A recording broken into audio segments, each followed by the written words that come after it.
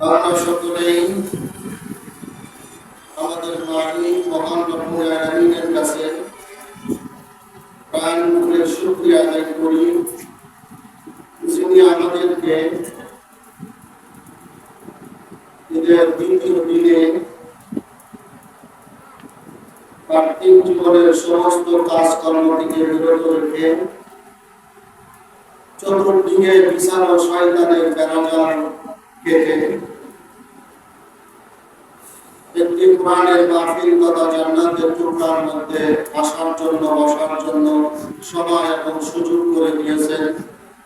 সেজন্য আমরা অন্তরের অন্তঃস্থল থেকে আরেকবার শুকরিয়া আদায় করি, সকলেই বলি আলহামদুলিল্লাহ। সর্বকালের সর্বশ্রেষ্ঠ মহান বিশ্বনবী মুহাম্মদুর রাসূলুল্লাহ সাল্লাল্লাহু আলাইহি ওয়াসাল্লামের উম্মত করে আল্লাহ পাক আমাদেরকে সর্বকালের সর্বশ্রেষ্ঠ উম্মতে মহা সম্মানিত করে এই পৃথিবীর মধ্যে পাঠিয়েছেন। তার জন্য আমরা আরেকবার প্রাণ খুলে শুকরিয়া আদায় করি, সকলেই করি আলহামদুলিল্লাহ।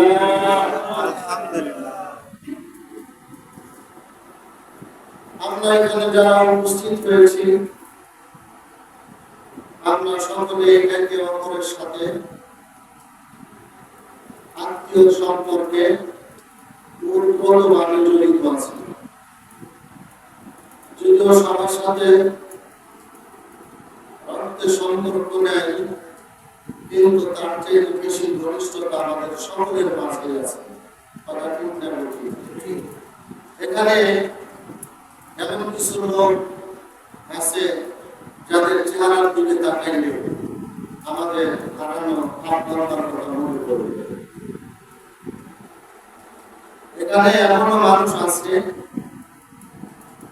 যারা আমাদেরকে বলে বিক্রি করে মাথায় হাত তুলে আদর যত্ন করে ভালোবাসা দিয়ে লালন পালন করেছে।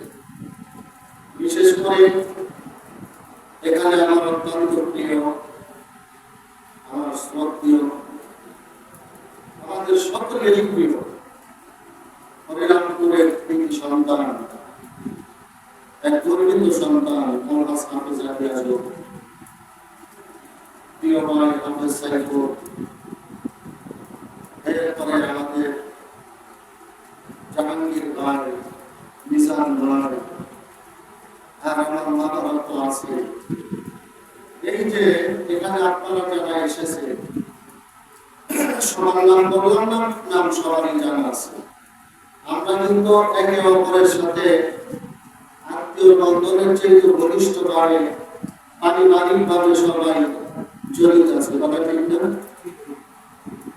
আমাদের মুরব্বীরা যারা ছিলেন, যেখানে আমরা যারা আছি, আমাদের মুরব্বীরা যারা ছিলেন, আমরা যখন চলাফেরা করছি তখন তারা আমাদের মাথায় হাত তুলে দিয়েছে। ওই সুরে মাদ্রাসায় পড়ুয়া ছাত্র কম ছিল সব।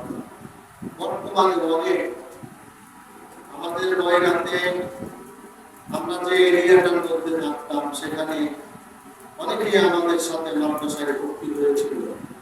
তার মধ্যে আলহাজ হাফেজ রাবিয়া আজম এবং আমার প্রিয় বড় ভাই আলহাজ হযরত মাওলানা আলমগীর ভাই, এই তিনজনের উল্লেখযোগ্য। হয়তো আরো দুই একজন থাকতে পারে, কিন্তু আমাদের ব্যাচে আমাদের সময়ে উল্লেখযোগ্য এই তিনজন। কথা ঠিক না? সারা নয়রা আমরা চলাফেরা করেছি, ঘোরাফেরা করেছি। এখানে যারা বসেছে এদের অভিভাবকরা আমাদের প্রাণ খুলে দোয়া করেছে, আমাদের মাথায় হাত বুলিয়েছে, আমাদের জন্য চোখের পানি ফিরিয়েছে, যার কারণে আল্লাহ পাক আমাদেরকে এই রাস্তা এই পর্যন্ত এনেছে। কথা কি বলে আমরা বিক্রি করি না, তাদের দিন আমরা কখনো শোধ করতে পারবো না। তবে আজকের এই দোয়ার মাহফিলের মাধ্যমে তাদের জন্য আমরা প্রাণ খুলে দোয়া করবো। আল্লাহ যেন আমাদের সেই হারানো, যারা চলে গেছে, হারানো মুরব্বীদের কবরগুলা জান্নাতের টুকরা করে দেয়। সকলেই বলি আমিন। আল্লাহ যেন তাদের জীবনের সমস্ত ভুল ত্রুটিগুলা ক্ষমা করে দেয়। সকলেই বলি আমিন। তারা আমাদেরকে প্রতিষ্ঠিত করে গেছেন, আমাদের জন্য প্রাণ খুলে দোয়া করেছেন। আমরা তাদের জন্য প্রাণ খুলে দোয়া করি, আল্লাহ তুমি তাদেরকে কবরে কোনো কষ্ট দিও কি বলে, এর চেয়ে কি ভালো দোয়া হতে পারে? কারণ নবী করিম সাল্লাল্লাহু আলাইহি ওয়াসাল্লাম তিনি বলেছেন, যখন কোনো সন্তান তার মুরব্বীদের জন্য দোয়া করবে, মা বাবার জন্য দোয়া করবে, একেবারে মাসির চোখ কত বড় হতে পারে, 1 কেজি ওজন নাকি, আরেকটু কম, আধা কেজি 500 গ্রাম নাকি তার চেয়ে ছোট। এই মাসির চোখের সম পরিমাণ পানি যদি কোনো সন্তানের চোখের কোনা দিয়ে আসে, রাসূলুল্লাহ বলেন ওইটুকু পানি মুরব্বীদের নাজাতে উসিলা আল্লাহ করবে। সুবহানাল্লাহ। সেই জন্য নবীজি বলেছেন যে পিতা মাতার কবরের কাছে যাও, যদি কোরআন পড়া জানো, মা বাবার কবরে মাথার কাছে সূরা ইয়াসিন তেলাওয়াত করো, পায়ের কাছে সূরা আর-রহমান পড়ো, যদি তাও না জানো আল-হামদ সূরা পড়ো, 3 বার কুল আল্লাহ পড়ো, ফালাক পড়ো, নাস পড়ো, যদি তাও না জানো শুধুমাত্র আউযু বিল্লাহি বিসমিল্লাহ পড়ো, তাও যদি না জানো কবরের ফুলটা ধরে আল্লাহর কাছে বলো, আল্লাহ আমি তো কিছু জানি না, আপনার মায়ের ঘুমায় আছে, তুমি তাদেরকে মাফ করুন। পারলে একটু চোখের পানি ঢালাও, তোমার এই চোখের পানিটুকু আল্লাহ তোমার আব্বা আম্মা কবরে নাজাতের উসিলা করে দিবে। এই যে আজকে এখানে দুয়ার মাহফিলের আয়োজন করা হয়েছে, অত্যন্ত চমৎকার একটি মাহফিল। হয়তো অনেকে এসেছিল, আমাদের দেরিতে আসার কারণে অনেকেই চলে গেছে। আবার আপনারা, আমরা যারা আছি, আপনারা যারা আছেন, একেবারে আমাদের কলিজার টুকরা মনে করেন, আমরাও আপনাদেরকে ঠিক অন্তরের সর্বোচ্চ সম্মানের জায়গায় আপনাদেরকে বসিয়ে রাখি। এই জন্য আপনারা বসে আছেন, কথা ঠিক না? এবার আসুন, ভূমিকা লম্বা করবো না, রাত অনেক হয়ে গেছে, গরমের ডাল খুব সংক্ষিপ্ত আকারে আমি আপনাদের সামনে একটি আয়াত তেলাওয়াত করছি। আল্লাহ বলেন, ইন্নাল্লাযীনা ক্বালু রাব্বুনাল্লাহ, নিশ্চয় যারা বলে আমাদের রব হচ্ছে একমাত্র আল্লাহ, আমাদের রবকে আল্লাহ। ইন্নাল্লাযীনা ক্বালু রাব্বুনাল্লাহ, নিশ্চয় যারা বলে আমাদের রব হচ্ছে আল্লাহ, সুম্মাস্তাকামু, এই কথার উপরে তারা কি থাকে? অটল থাকে। এই কথার উপরে তারা কি থাকে? অটল থাকে, একেবারে দৃঢ়ভাবে ইস্তেকামত করে থাকে। সুম্মাস্তাকামু তাতানাজ্জালু আলাইহিমুল মালাইকা, আল্লাহ বলে আমি তাদের কাছে ফেরেশতা পাঠাবো। সুবহানাল্লাহ। কি পাঠাবেন? ফেরেশতা পাঠাবেন। ফেরেশতারা কি বলে? তাতানাজ্জালু আলাইহিমুল মালাইকা, ফেরেশতারা বলে আল্লাহ তাখাফু, কি বলে? আল্লাহ তাখাফু, ভয় পেও না, ওয়ালা তাহজানু, চিন্তিত হইও না। কে বলতেছেন? ফেরেশতারা বলতেছে, আল্লাহ ফেরেশতা পাঠাইলো, ফেরেশতারা বলতেছে আল্লাহ তাখাফু, ভয় পেও না, চিন্তিত হইও না, ওয়ালা তাহজানু, চিন্তিত হইও না, ওয়া আবশিরু বিল জান্নাহ, জান্নাতের সুসংবাদ গ্রহণ করো। সুবহানাল্লাহ। কিসের সুসংবাদ? জান্নাতের সুসংবাদ। কাজ কিন্তু মাত্র একটি। কাজ কয়টি? একটি। আল্লাহকে রব মনে করা, এই কথার উপরে আমল করা। কোন পর্যন্ত? মৃত্যু পর্যন্ত, মৃত্যু আসা পর্যন্ত অটল থাকা। তাহলে আল্লাহ ফেরেশতা পাঠিয়ে আপনাকে সান্ত্বনা দেবে। ভয় পেও না, চিন্তিত হইও না, জান্নাতের সুসংবাদ গ্রহণ করবে। দুনিয়ায় থেকে জান্নাতের সুসংবাদ গ্রহণ করার মতো মানুষ আছে না নাই? আছে না? নবী করিম সাল্লাল্লাহু আলাইহি ওয়াসাল্লাম বসে আছেন, একটি লাশ তার সামনে দিয়ে যাচ্ছে, সমস্ত সাহাবারা লাশটির প্রশংসা করতেছে। রাসূলুল্লাহ বললেন, লোকটি জান্নাতি। এখন রাসূলুল্লাহ বলছে জান্নাতি, এই কথা আর কোনো পাল্টা কোনো কিছু আছে না। রাসূলুল্লাহ বলছে জান্নাতি, এটাই কি কথাটা ঠিক না? রাসূলুল্লাহ গেছেন একজন ইহুদি বালককে দেখার জন্য। রাসূলুল্লাহকে খুব করতেন, ইহুদি বালক এর শিহরে বসেছে, বসার পরে বালকের সাথে কথা হচ্ছে। রাসূলুল্লাহ বুঝতে পারলেন বালকের সময় শেষ, এই জন্য নবীজি বললেন যে তুমি কালিমা পড়ে মুসলমান হও। কি করো? কালিমা পড়ে মুসলমান হও। এই কথা বলার পরে বালকের পিতা ইহুদি বসে আছে পাশে। বালককে ইশারা দিলেন, হে রাসূলুল্লাহ, এই কথাটি আমার আপুকে বলে। রাসূলুল্লাহ কে যখন পিতার দিকে ইশারা দিলেন, পিতা আবার সন্তানকে ইশারা দিয়ে বলল, তোমার আব্বা যেটা বলে তুমি, মুহাম্মদ সাল্লাল্লাহু আলাইহি ওয়াসাল্লাম যেটা বলে তুমি এটাই করো। সুবহানাল্লাহ। তখন বালকটি রাসূলুল্লাহর হাতে হাত রেখে কালিমা পড়ে মুসলমান হইলেন। রাসূলুল্লাহ বাড়ি থেকে বের হইলেন, বালকের মৃত্যু হলো। সাহাবীদেরকে বললেন, যদি তোমরা জান্নাতি মানুষ দেখতে চাও, বালকটিকে দেখে আসো। সুবহানাল্লাহ। বালকটি নামাজ পড়েছে, রোজা রাখছে, একটিও সর্বকালে করছে। তার মানে লা ইলাহা ইল্লাল্লাহ, আল্লাহর একত্ববাদ নিয়ে মৃত্যুবরণ করেছে। মৃত্যুর সাথে সাথে জান্নাতের দরজা খুলে গেছে।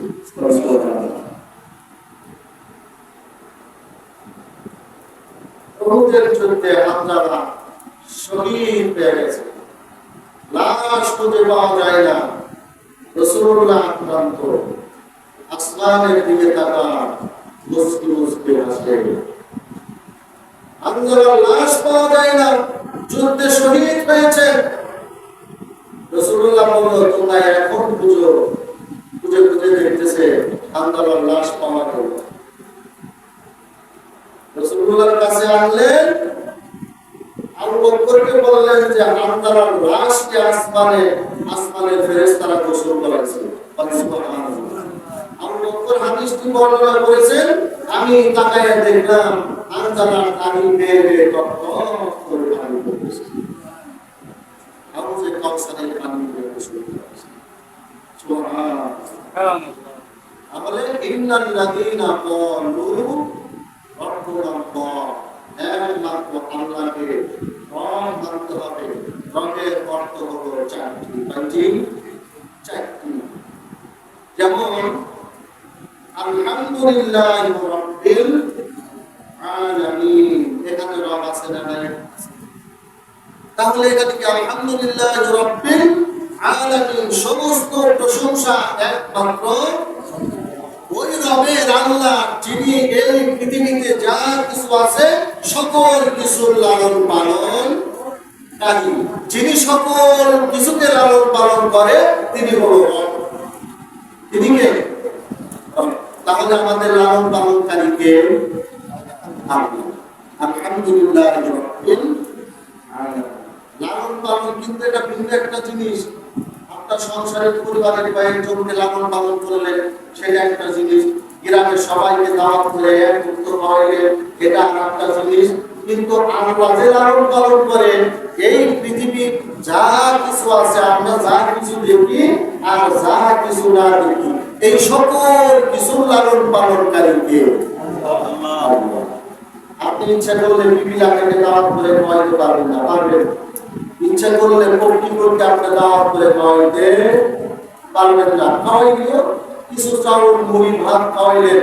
এই গিলন্দ গ্রামের সকল পশু পাখিকে দাওয়াত করে খাওয়ান কোনো মানুষের পক্ষে সম্মান দেওয়া সম্মান অসম্মান, অথচ আল্লাহ এই সকল কিছুকে খাওয়া এই জন্য আল্লাহ রাব্বুল আলামিন লালন পালনকারী সকল সুবহানাল্লাহ।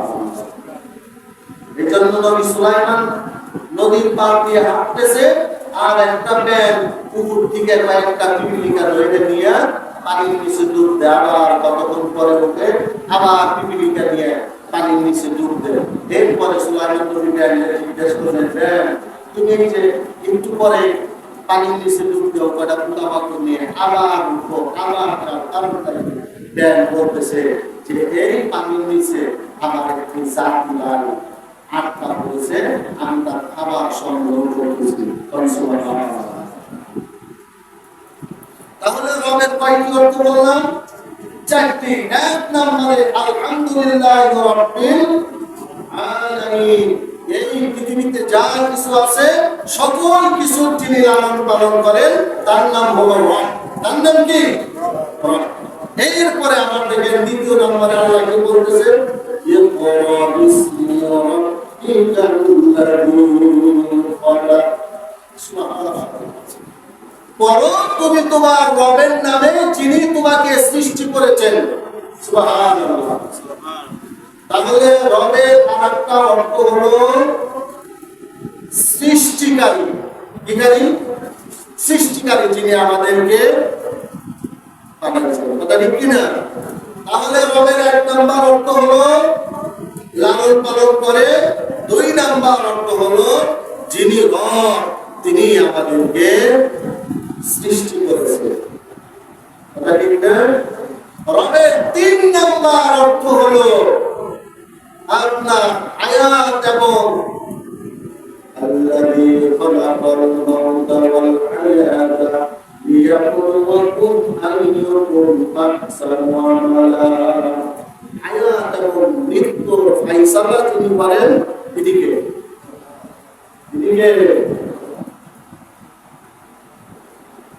দেখে এই যে লালন পালনকারী, আমরা যখন পৃথিবীতে এখন বড় হয়েছি আমাদের এখন খাবারের চিন্তা করি, অথচ আমরা যখন মায়ের গর্ভে ছিলাম তখন কিন্তু আমরা খাবারের চিন্তা করছি। যখন চোখের পাতাটা কেউ না নাড়াইলে আমি নাড়াতে পারি নাই, কেউ না শোনাইলে আমি শুনতে পারি নাই, কেউ খাবার না দিলে খাইতে পারি নাই। আল্লাহ রাব্বুল আলামিন বলেন, ওই যে তোর মায়ের পেটের মধ্যে তোকে যিনি খাওয়াইছেন, তোর চোখের শ্বাস প্রশ্বাস যিনি আপডাউন করাইছেন, নিছেন আনছেন, তিনি হলো সুবহানাল্লাহ। এরপরে একটি পাতলায় করে দিয়েছেন। এবার তুমি যখন পৃথিবীতে আসলা, পাতলাটি যখন কেটে দেওয়া হলো, তুমি খাবারের জন্য খাবার করে কাঁদতে লাগলা। আয়ার পৃথিবীতে আমি কি খাবো? আমার তো খাবারের লাইনটা কেটে দেওয়া হলো, আমি এখন কি খাবো? তুমি এই চিন্তা করে কান্নাকাটি করেছ। আমি আল্লাহ তোমাকে সান্ত্বনা দিয়েছি, বান্দা কান্নাকাটি করিস না, একটি লাল আমি কেটে দিয়েছি, তোর জন্য পৃথিবীতে কোটি লালের ব্যবস্থা আমি করেছি। মানে পাতলাটা কেটে দিয়েছি, চিন্তা করিস না, কিন্তু তোর মায়ের দুটি স্তন আমি তোর খাবার দিয়ে পরিপূর্ণ করে দিয়েছি।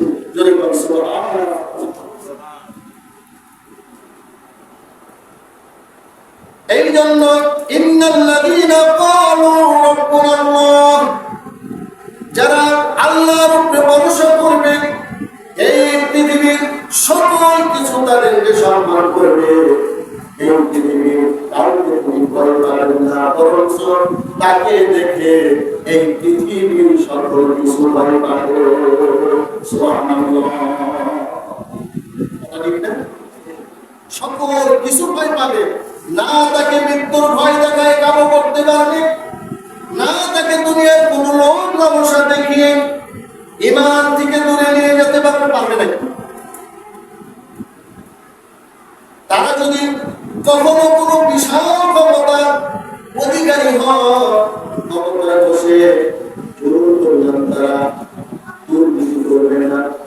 তারা যদি ভালো কোনো পথে থাকে ওই পথ থেকে কোন রকমের অতিরিক্ত ইন্টারনেট চেষ্টা করবে না। যাদের মধ্যে আছে আল্লাহর ভয়,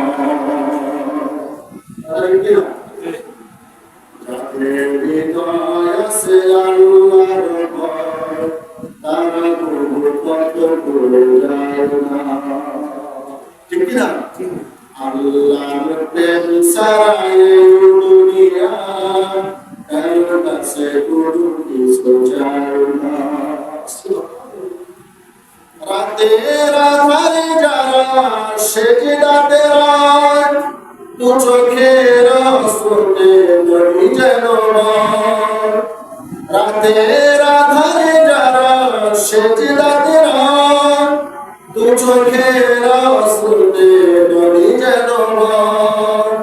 সাধনার হাত সানি যতই আসুক, সাধনার হাত সানি যতই আসুক, পিছনে ফিরে ওঠা যায় না। যাদের হৃদয় আছে আল্লাহর ভয়, তারা কোনো পথ ভুলে যায় না। সুবহানাল্লাহ, সুবহানাল্লাহ। আমার ভাইরা, আমার বন্ধুরা, এই পৃথিবীতে যারা আল্লাহকে রব মেনেছে, তারা যদি বিপদে পড়ে আল্লাহর কাছে সেজদায় পড়ে যায়, তারা যদি অসুস্থ হয়ে যায় আল্লাহর কাছে সেজদায় পড়ে যায়, তারা যদি ঋণগ্রস্ত হয়ে যায় তাদের কাছে সেজদায় পড়ে যায়, তাদের যদি কোনো কষ্ট হয় তাদের কাছে সেজদায় পড়ে যায়, তাদের সন্তানদের যদি কোনো কিছু হয় রবের কাছে তারা সেজদায় পড়ে যায়। কথা ঠিক কিনা? ঠিক। আল্লাহর নবী সাল্লাল্লাহু আলাইহি ওয়াসাল্লাম বলেছে, একটি আমলের বিনিময়ে বান্দা কিয়ামতের দিন আমি রাসূলুল্লাহর কাছে থাকবো, আর সেই আমলটি হলো বান্দা দুনিয়ায় যত বেশি সেজদা দিবে তত কিয়ামতের ময়দানে আমি আল্লাহর নবীর নিকটবর্তী হব। সুবহানাল্লাহ। অসুস্থ হয়েছে, রবের কাছে তারা পানা চায়, কঠিন বিপদে পড়েছে, রবের কাছে তারা সাহায্য চায়। আর আল্লাহ রাব্বুল আলামিন বলেছেন, যারা আমি আল্লাহর উপরে আস্থা রাখে, আমি আল্লাহকে রব হিসাবে মানি, ওই সমস্ত বান্দা যখন আমি আল্লাহকে ডাক দেয়, আমি আল্লাহ রাব্বুল আলামিন তাদের ডাকে সাড়া না দিয়ে পারি না। আমার ওই বান্দারা যদি বিপদে আপদে পড়ে,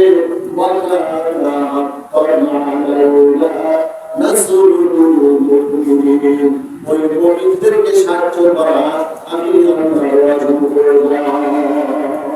সুবহানাল্লাহ। তাহলে বোঝা গেল এখান থেকে একটি জিনিস স্পষ্ট হয়ে গেল, এই পৃথিবীর মধ্যে যা কিছু আছে সকল কিছু চাইতে আপন হলো আমার ঠিক। এই ধন্যবাদ বলছে আল্লাহ, ইদা আমাতুকুম ওয়া আনতুম হিনাইযিন তানজুরুন। বান্দা যখন তোমার মৃত্যু নিকটবর্তী হয়ে যায়, তোমার জানটা যখন অন্তরের মধ্যে নড়াচড়া করে বান্দা, তখন আমি আল্লাহ তোমার এত নিকটে চলে আসি, তুমি দুনিয়ার দিকে ফেল করে তাকায় থাকো, তোমাকে কেউ সাহায্য করতে পারে না। ওই সময় আমি আল্লাহ তোমার সব থেকে নিকটে চলে আসি।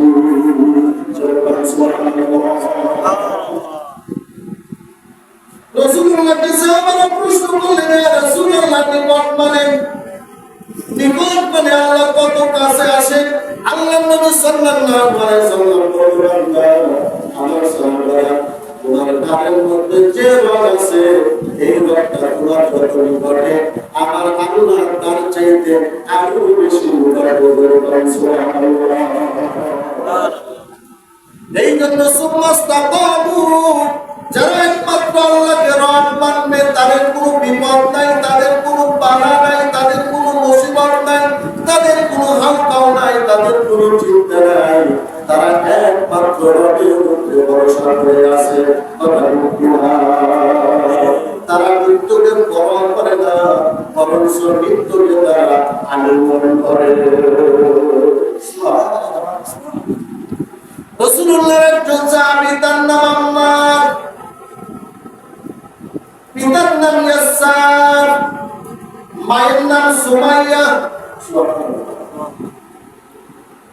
হযরত আম্মার রাদিয়াল্লাহু তাআলা আনহু যুবক বয়সে ইসলাম গ্রহণ করলেন। মক্কায় তখন মুসলমানদের উপরে খুব অত্যাচার, জুলুম, নির্যাতন। যারা কালিমা পড়ে মুসলমান হয়, যারা রক্তে স্বীকৃতি দেয়, যেন তাদের জীবনটা কারণ করবে, এমন সময় যুবক আম্মার রাদিয়াল্লাহু তাআলা আনহু মক্কায় ঘোষণা দিলেন, লা ইলাহা ইল্লাল্লাহ, আল্লাহ আমার রব, এই রবই আমার সুবহানাল্লাহ। হযরত আম্মার এই ঘোষণা দিলেন। এবার আবু জেহেল শোনার সাথে সাথে আবু জেহেলের গোটা বাহিনী নিয়ে আম্মারের জমিয়ার যুবক আম্মারকে আক্রমণ করলেন। ইয়ামতার মারলেন, আম্মারকে মেরে রক্তাক্ত করে দিলেন। আম্মারকে মেরে রক্তাক্ত করে আম্মারের বাড়ির কাছে ফেলে রাখলেন। এই খবর শোনার সাথে সাথে আম্মারের মা হযরত সুমাইয়া রাদিয়াল্লাহু তাআলা আনহা তিনি নামে পড়ে আসলেন। আয়েশা তাকায় দেখলেন নিজের যুবক সন্তান রক্তাক্ত অবস্থায় পড়ে রয়েছে। রক্তাক্ত সন্তানকে দেখে সন্তানের নিকটে গেলেন। হযরত সুমাইয়া সন্তানকে বলতেছে, বাবা তোকে যারা মেরেছে প্রতিবাদ করার মতো কোনো শক্তি আমার নাই, কিন্তু শুনে রাখুন যে আল্লাহর প্রতি বিশ্বাস স্থাপন করার কারণে রক্তাক্ত করেছে। আমি যদি পৃথিবীতে নাও বাঁচলে বাবা, নিকট থেকে চুপ করলাম, সরে যেও না।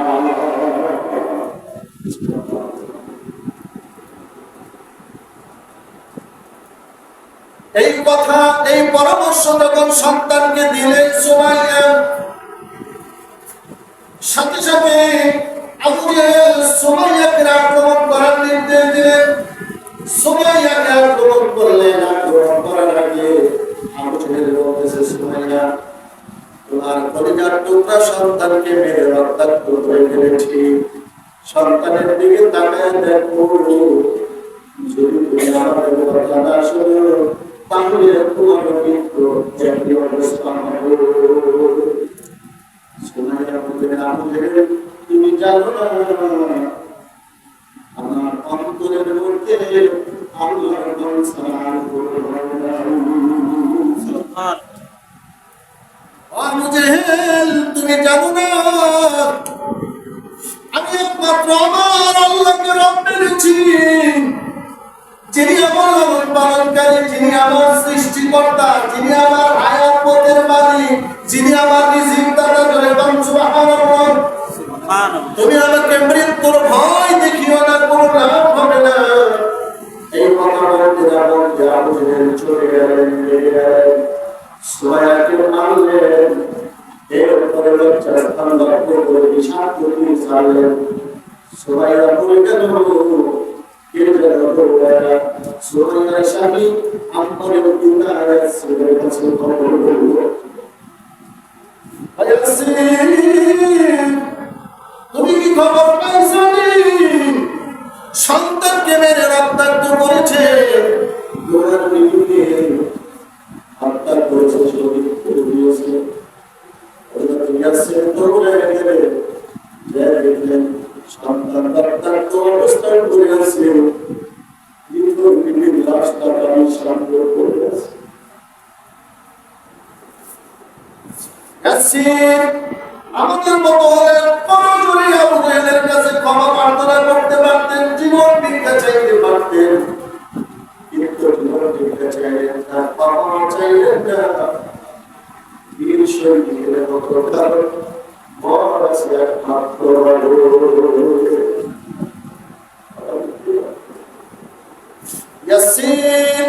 আবু জেহেলের কাছে যায় দাঁড়ায় বললেন, আবু জেহেল, তুমি কি মনে করেছো আমার বিবিকে মৃত্যুবরণ করিয়েছো, হত্যা করেছো, যার কারণে আমি দুর্বল হয়ে গেছি? না, দুর্বল হয়ে যায় দুর্বল করতে পারে না। সন্তানের মৃত্যু রক্ত মাথাকে দুর্বল করতে পারে না। কারণ আমার ভিতরে আছে আমার রবের ভয়, আমার ভিতরে আছে আমার রবের আস্থা।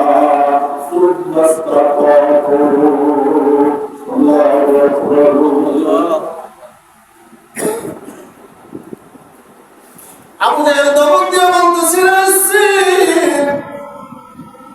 বিবির লাশের দিকে তাকিয়ে দেখ, জীবন্ত মানুষ লাশ হয়েছে। ছেলের ভিতর দেহের দিকে তাকিয়ে দেখ, অবস্থায় জীবন চর্বি করে আছে। যদি আমাদের কথাটা শুনেছি তোমার হবে জীবন মরণ ফায়সালার বাড়ি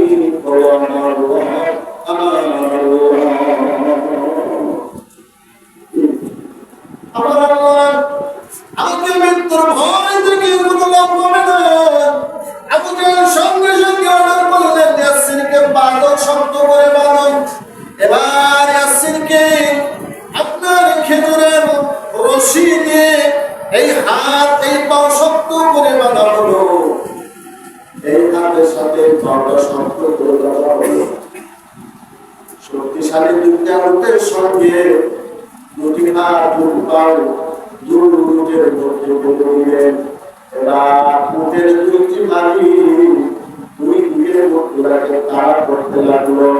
মানুষ চতুর্দিকে তাকায় তাকায় দেখতে লাগলো জীবন্ত আল্লাহর একজন সৈনিককে মুহূর্তের মধ্যে একটা জীবন্ত মানুষকে মাঝখান থেকে উঠে টাকাটাকি করে একেবারে ভূখণ্ডিত করে দিল।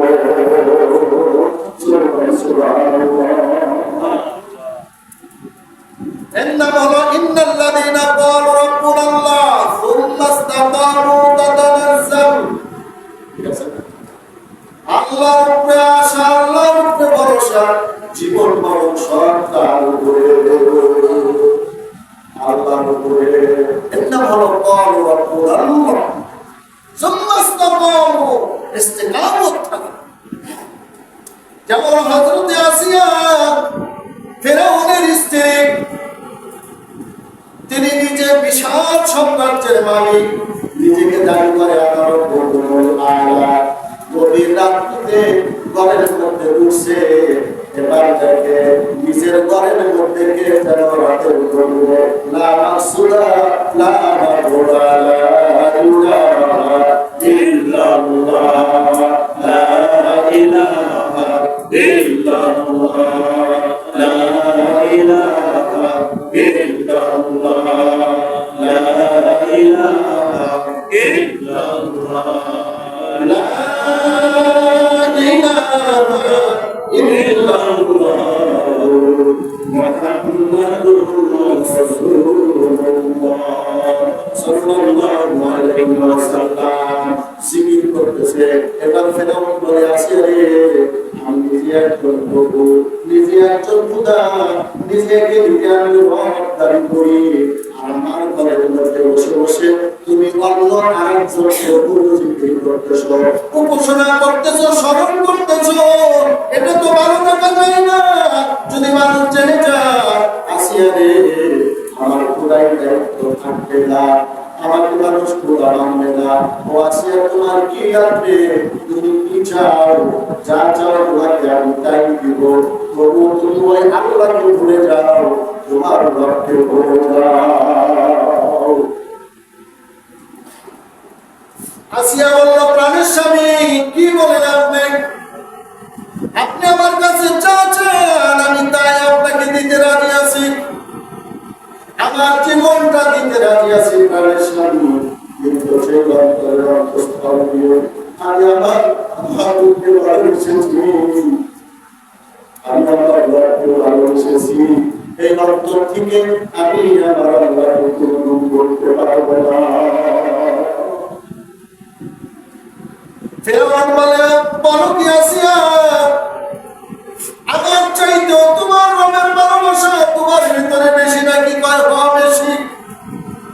আপনার স্বামী হিসাবে আপনাকে আমি খেদমত করবো, সেবা করবো, আপনার সমস্ত চাহিদা পূরণ করবো, কিন্তু রব হিসাবে আল্লাহ ছাড়া আমি আর কাউকে স্বীকৃতি দিতে পারি না। এরকম বলল, তাই নাকি? চটে গেল খুব, কোনোভাবেই আসিয়াকে বসে আনতে পারতেছে না, চটে গেলেন। এইবার ফিরআউনের হাতে চাবুক ছিল, আসিয়াকে মারতে লাগলেন। মারতে মারতে আসিয়ার দিকে তাকায় দেখে দেহটা রক্তে লাল হয়ে গেছে, শরীর থেকে পুনর্বার করে আল্লাহর জন্য স্পষ্ট করে। ফিরআউন মনে করল এইবার বুঝি আসিয়া একটু ঘায়েল হয়েছে, একটু দুর্বল হয়েছে, আরেকটা জিজ্ঞেস করে দেখি। আসিয়া মনে হয় এইবার তার লক্ষ্যে ভুলে গেছে। এইবার আসিয়াকে জিজ্ঞেস করে, আসিয়া রে, এবার বলো তুমি আমাকে প্রভু মানবা নাকি তুমি তোমার রক্ষে আল্লাহকে রব মানবা? এবার আসিয়া বলতেছে, স্বামী আমার কথা একটি, আপনি আমাকে যতই মারেন, যতই কাটেন, যতই রক্ত বের করেন না কেন, সে আল্লাহকে আমি আমার অন্তরের অন্তঃস্থল থেকে ভালোবেসেছি, এই আল্লাহকে আমি কোনদিন ভুলতে পারি না। কত মারবে না? মারতে মারতে ফিরআউন ক্লান্ত হয়ে গেল। এইবার ফিরআউনের চাচ্চাদেরকে ডাকতেছে, আয় কুরায় আসিয়াকে বুঝা। যদিও ওর কথার উপরে ইস্তিকামত থাকে, তাহলে আমার পুরাই দায়িত্ব থাকবে না, মানুষ আমাকে পুরা মানবে না, আমার স্ত্রী আমাকে পুরা মানে না। এই লজ্জায় আমি মুখ দেখাইতে পারবো না, তোমরা ওকে বোঝাও। এবার ফিরআউনের চামচারা আসিয়াকে বোঝাইতে লাগলেন রক্তাক্ত অবস্থা, কিন্তু আসিয়াকে কোনোভাবে বোঝাইতে পারলেন না। আসিয়া বললেন, আমার উদয় থেকে আল্লাহকে ভুলে যেতে পারবো না, আল্লাহকে বোঝাতে পারবে না, কোনোভাবে বলতে পারলেন না। এরপরে কিতাবের মধ্যে এসেছে ফিরআউন অর্ডার করলে আসিয়ার হাতের মধ্যে বেড়াক মারো, পায়ের মধ্যে বেড়াক মারো, লোহা গরম করে করে পেশাব পায়খানা রাস্তার মধ্যে জোরে জোরে ফিরআউনের কথা মতো তাই করতে লাগলেন। এবার আল্লাহর রহমতের ফেরেশতারা আল্লাহর আরশের মধ্যে চত্বর করে কাঁপে আর কাঁদে। আল্লাহ বলে, ফেরেশতারা তোমরা কাঁদতে কেন? আল্লাহ সাথে কাঁদে নাকি? তোমার কান্দি তোমাকে ভগবানের কারণে কত পার খাইল, কত রক্ত শরীর থেকে বাড়াইল, চুল পরিমাণ সরাইতে পারবো না। কি নির্মম অত্যাচার! আল্লাহ এটা তো আমরা সহ্য করতে পারি না। আল্লাহ বলে, আল্লাহ আসিয়ার কাছে যাও, জান্নাত থেকে প্রশ্ন দিয়ে যাও, আসিয়াকে আমার সালাম দাও, আমার কাছে শ্বশুর জান্নাত। আসিয়াকে বলো, আসিয়া তাকায়া দেখো, তোমার মৃত্যুর পরে আল্লাহ তোমাকে কোন জান্নাত দিবে। আল্লাহর সালাম পাওয়ার পরে আসিয়া বলতেছে, জিবরাইল রে, আমি আল্লাহর কাছে জান্নাত চাই, আমি আল্লাহর কাছে ইমান পেতে চাই, আমি আল্লাহর ইমান নিয়ে মৃত্যুবরণ করতে পারি। আল্লাহর কাছে তুমি আমার এই দোয়া পৌঁছায়া দাও। আমার মায়ের আমার বন্ধু আসিয়া গিয়া তোমার পারবো, তবু আসিয়ার ভিতর থেকে বুঝতে পারবো না। পেন্দাম হলো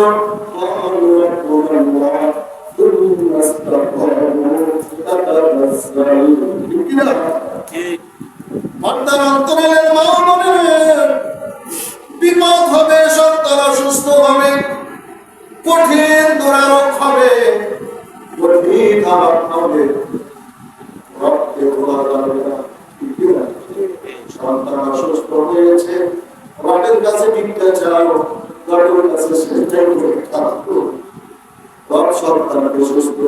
তুমি কোনো বাজারের কাছে যাওয়া যাবে না, কারণ দোকানের কাছে করা যাবে না, কারোর কাছে কোনো বান্ধব করা যাবে না। মান্যত করতে হলে নামাজ মান্যত করো, রোজা মান্যত করো, এরপরে মসজিদে মান্যত করো, মাদ্রাসায় মান্যত করো, ঠিক কিনা?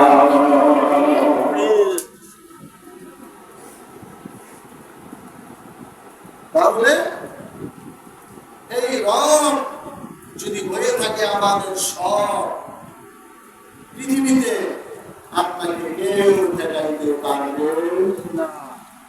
পারবে না। ইব্রাহিম আলাইহিস সালামের রব তিনি মনে করেছেন একমাত্র আল্লাহ, ঠিক না? ঠিক। এই জন্য তাকে আগুনের মধ্যে ফেলাইছে, তার একটা পশমের ক্ষতি করতে পারবে না। ঠিক না? ঠিক। এই জন্য আল্লামা ইকবাল রাহমাতুল্লাহ আলাইহি বলেছেন যে মুসলমান ভয় পাও কেন, ইব্রাহিমের মতো ঈমান তৈরি করো, তাহলে দেখবা তোমাদের একটা পশমের ক্ষতি বিজাতিরা করতে পারবে না। তৎকালীন সময় যেমন সারা দুনিয়া ইব্রাহিমের উপরে অত্যাচার, জুলুম, নির্যাতন করে একত্রিত হয়ে ইব্রাহিমের একটা পশম পুরাইতে পারে নাই। যদি আপনার ইস্তেকামত রবের উপরে হয়ে থাকে, আজও আপনার একটা লোমকূপের ক্ষতি করতে পারবে না পৃথিবীর কেউ। কথা ঠিক কিনা? কিন্তু সেই পদের ঈমান আমরা তৈরি করতে পারি। আমাদের ঈমানটা এত দুর্বল, এত হালকা, বিপদে পড়লে পরে আমরা আল্লাহকে ভুলে যাই। কথা ঠিক না? একটু অসুস্থ হইলে আর বুঝলো আসলাম না কেন, একটু অভাবে পড়লে এখনো 2 মাসের দাঁত ঘরের মধ্যে আছে, তারপরে 2 মাস বেড়েছে, কি খাইয়া আসবে, 2 মাস বাঁচবো কিনা এটা চিন্তা করে না, চিন্তা করে এই দান 2 মাস খাবার করেছে আর কি খাইয়া বাঁচবো। এরকম দুশ্চিন্তা করিলে আমরা কঠিন রোগ হয়েছে, ডাক্তার দেখাইছে, এক ডাক্তার আর এক ডাক্তার আর এক ডাক্তার, কোনো কাজ পায় না। আল্লাহর কাছে শেষ দায়ী করে, আল্লাহর কাছে কাঁদবে, বলেন যে আল্লাহ তুমি ডাক্তারের কাজ, তুমি ডাক্তারের ডাক্তার, সমস্ত ডাক্তারের কাছ থেকে ফিরে তোমার কাছে আল্লাহর কাছে কাঁদবে। কোনো মুসিবত থাকবে না, কোনো বিপদ থাকবে না, কোনো কিছু থাকবে না, কথা ঠিক করলাম না ঠিক করলাম, এই একই কথা আমার বিষয়ে ঠিক।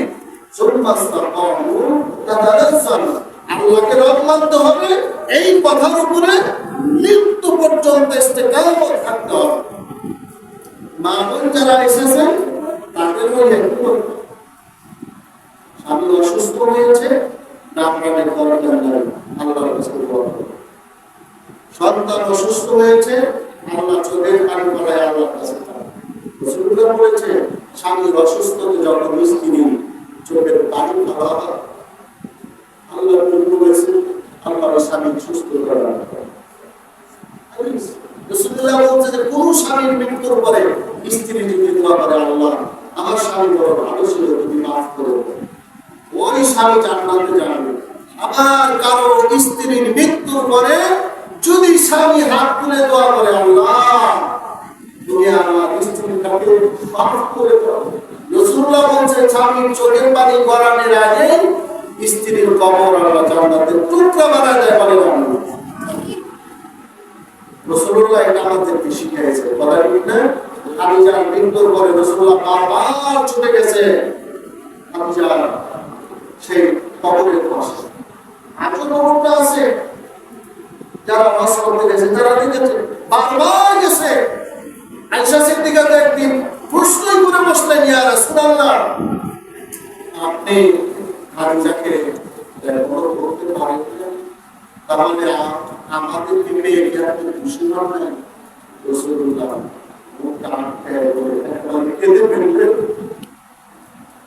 একেবারে কেঁদে ফেললেন।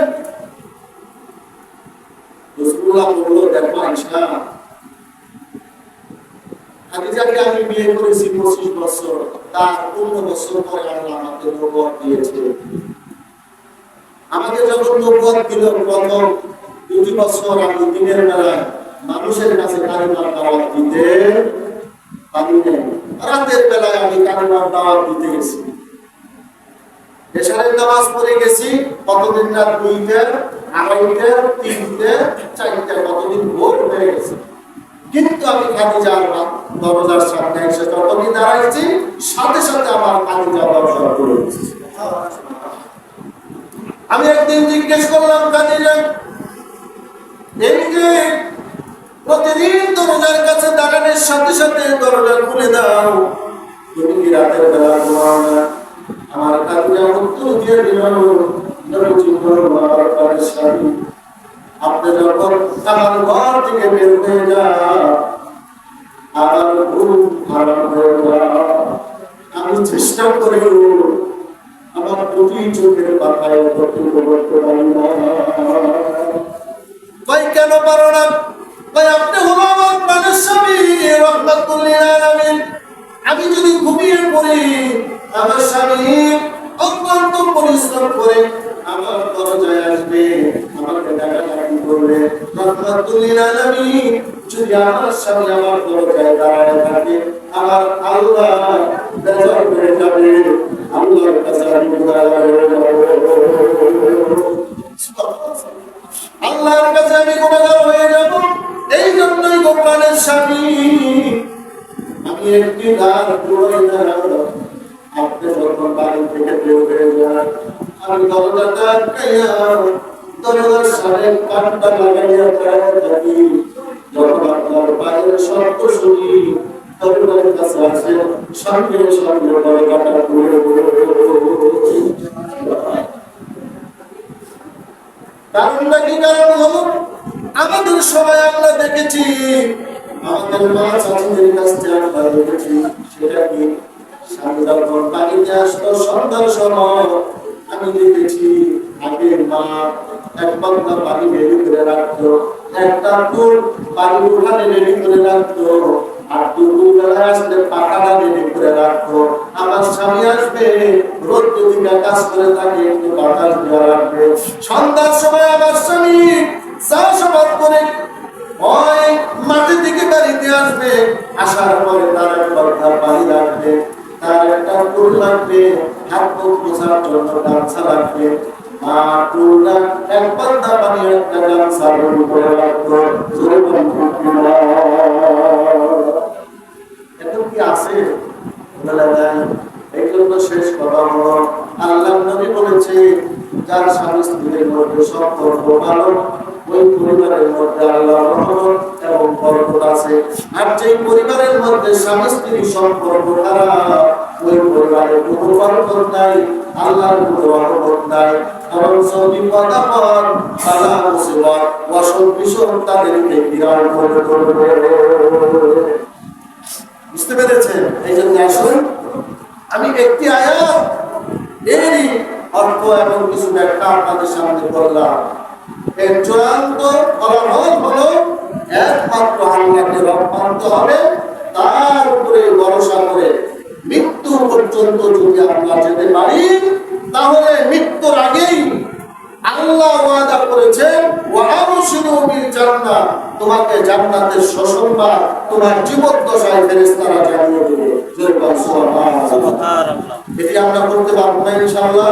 আজ থেকে আমরা প্রতিজ্ঞা করছি কিসের ভয় কিসের ডর কোনো কিচ্ছু না, বালা মুসিবত বিপদ আপদ সব কিছুতেই আমরা ফিরে যাবো আমাদের রবের কাছে। দেখেছি মা যারা এসেছে তাদেরও একই কথা, বাচ্চা কাচ্চা অসুখ বিসুখ সংসারের অভাব অনটন স্বামীর সাথে একটু অমের সব কিছুর জন্য আল্লাহ দরবারে আমরা সেজদায় করে যাব, রবের কাছে আমরা সাহায্য চাবো। ঠিক আছে না? সেই রব আমাদের অবশ্যই সাহায্য করবে। আমাদের যত ধরনের চাওয়া পাওয়া আছে একমাত্র রবই পূরণ করতে পারবে, কথা ঠিক কিনা?